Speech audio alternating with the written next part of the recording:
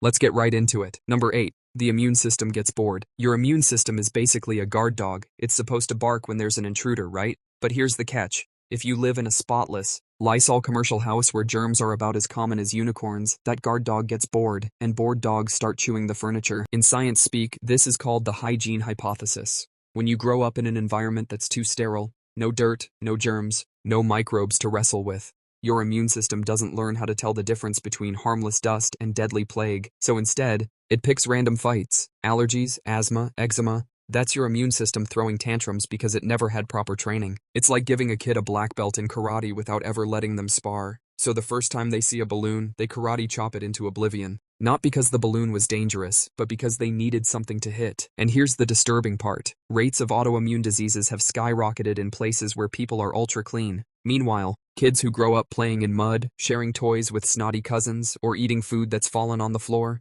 they often end up with fewer allergies later. Turns out the kid who licked a worm in 2nd grade might actually be healthier than the kid who used hand sanitizer after breathing near grass. So yeah, being squeaky clean doesn't just smell like lavender, it smells like trouble brewing in your immune system. Number 7. The rise of superbugs. Here's the part nobody wants to think about. Every time you use antibacterial soap or antibiotic lotion like it's perfume, you're basically training bacteria at a military boot camp. Instead of killing them off, you're breeding the survivors. The tiny germs that say, "Nice try, buddy," and come back stronger. This is how we get superbugs, not Marvel-style supervillains with capes, but antibiotic-resistant bacteria that shrug off medicine like it's tap water. Hospitals already battle these things, and they can turn a tiny cut into a full-on medical crisis. Imagine nicking your finger on a can of beans, and suddenly you're in a sci-fi movie where nothing kills the infection. The irony? The obsession with killing 99.9% of germs leaves behind the 0.1% that are the nastiest, toughest, meanest survivors. It's Darwin's survival of the fittest, but in your bathroom. Your sink is a tiny gym where bacteria bulk up and evolve into something scarier. And it's not just soap.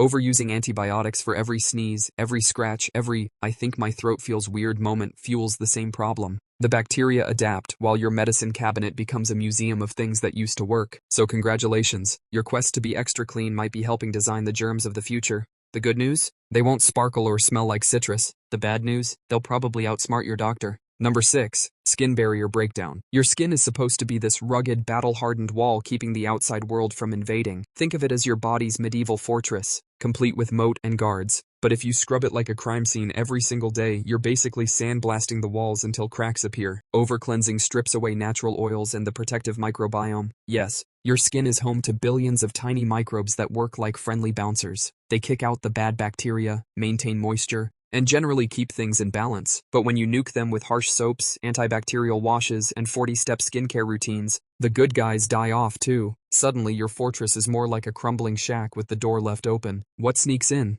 Irritants, allergens, opportunistic bacteria. That's when you start getting eczema flare-ups, chronic dryness, acne, or mysterious rashes that no lotion can fix. Ironically, trying to scrub your way to flawless skin often just makes your skin freak out more. It's like yelling at your cat to relax. It's not going to work. So while commercials want you to believe your skin should squeak like a freshly waxed floor, dermatologists quietly whisper, "Please, for the love of all that is epidermal, stop overwashing." Number 5. Gut microbiome chaos. Here's a creepy thought. You're basically a hotel for trillions of bacteria. They outnumber your human cells, they digest your food, and they even influence your mood. But when you live too clean, nuking every surface, popping antibiotics like candy, and refusing to eat anything suspicious, you starve and evict your microscopic tenants. That's bad news, because your gut microbiome isn't just freeloading, it helps regulate your immune system, your metabolism, and even your brain chemistry. Studies have linked a disrupted microbiome to obesity, depression, anxiety, and, here's the kicker, more infections,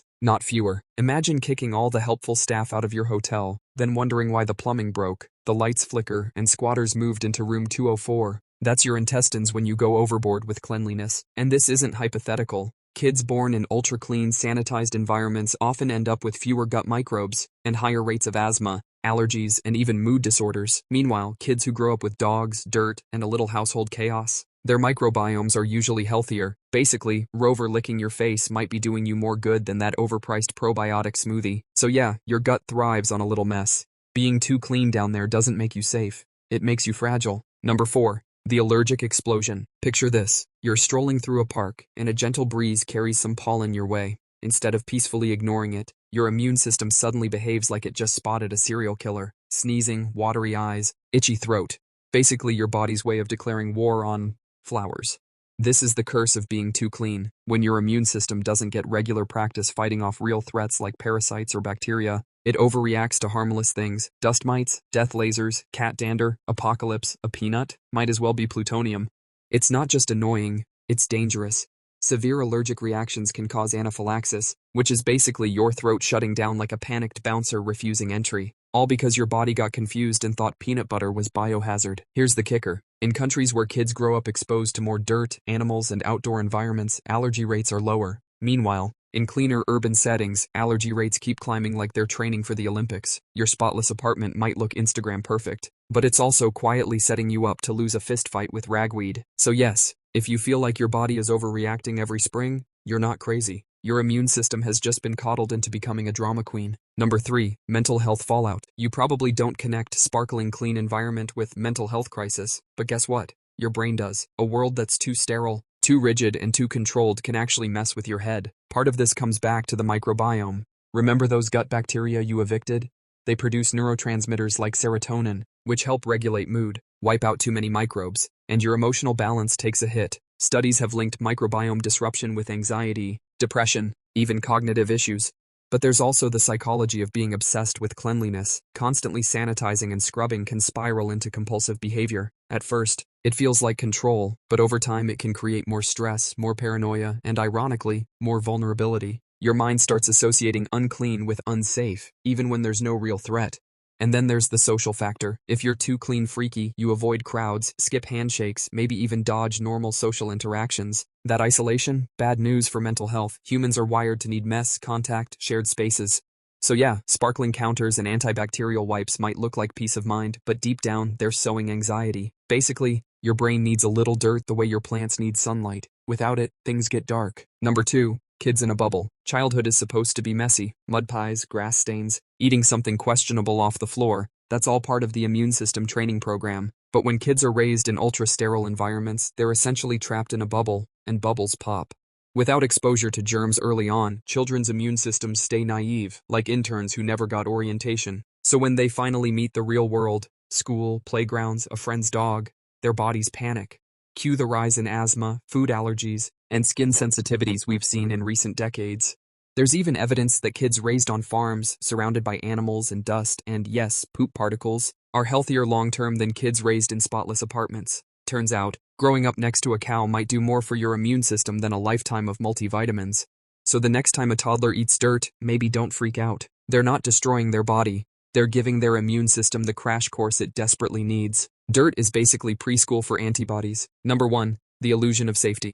Here's the ultimate plot twist. Being too clean doesn't actually make you safer. In fact, it often makes you weaker.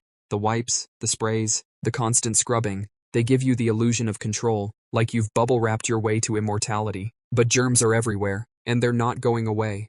Your body evolved to handle dirt, to wrestle bacteria, to build resilience through exposure. When you remove all of that, you don't end up with safety, you end up fragile.